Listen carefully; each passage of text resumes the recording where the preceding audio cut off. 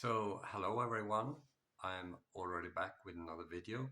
I also choose another camera angle inspired by other TikTokers. So, today is November 3rd, 2024, and I will continue talking about a lecture series I'm offering about nutrition psychology. So, nutrition psychology is about, let's see, how we think about food and how food influence how we think. So it's like circular, okay? We think about some stuff that we uh, interpret as food. I say that because it, it's not necessarily always food, okay? And, and that food will influence our mind and our brain, and in particular a place called the nucleus accumbens, who helps us crave for stuff. Okay, so anyway, in this part, it's about the social aspects of eating. Okay, there are a huge amount of issues with food itself, but also the context is important. So I think yesterday I published a piece about socio culture for something we're going to do about language. But social aspects are also important for eating. And it's actually very simple. So, despite the fact that food is more abundant than ever, we choose bad alternatives, which makes us sick. But we also eat alone more and more often. I think this is what people talk about all the time. In contrast to that, business people tend to meet over lunch and dinner.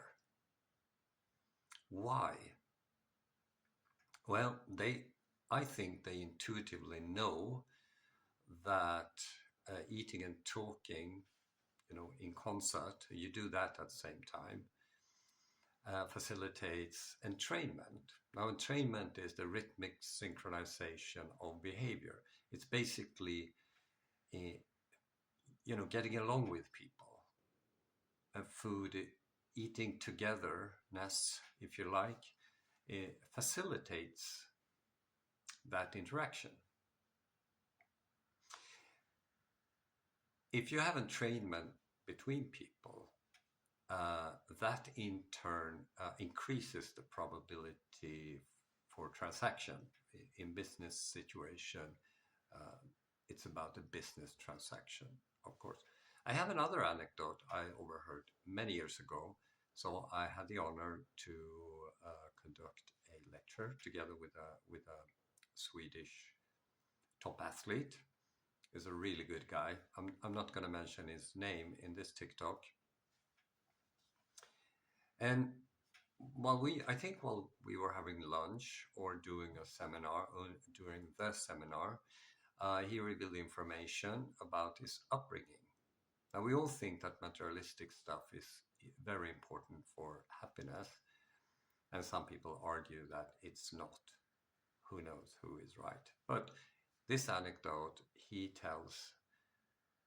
um, he says that they they lived a family of four in a one-room apartment. So mom and dad, two boys. I mean, what could possibly go wrong? And what he said that, they did stuff. She had a simple job. The father had a simple job. So the mother was a cleaning lady. The father was a janitor. I wouldn't say a simple job. I mean it in a sense that, you know, the, uh, the kind of job we need more of. Okay, that's the truth. Uh, and every evening they gathered around the dinner table. That was the centerpiece of the family. So in a recent JAMA article, that concept, eating together, is promoted. And it says eating meals at home together as a family at least 3 to 4 times per week is important for both parents and children. It lowers rates of obesity, overweight, it lowers rates of substance abuse, it higher self-esteem and better academic performance, better nutrition and learning about a variety of healthy food. I mean, everybody understands that. So in 2020, so 4 years ago, the Kensington Mums wrote, "Food is so much more than just fuel. Gathering together for a meal is a great opportunity to reconnect and share experiences with the people in our lives," and so on. It's a longer text. I will add my article in the comment. In 2017, so physician and endocrinologist, which is like, I think you study obesity by something is disrupted in your hormones. So it's a very biological topic. But also Robin Dunbar, who is an anthropological psychologist. So he's an anthropologist and an evolutionary psychologist. But, I squeezed it together. They each published their take on eating together, social eating. So Lustig presented his 4C model, which I will link.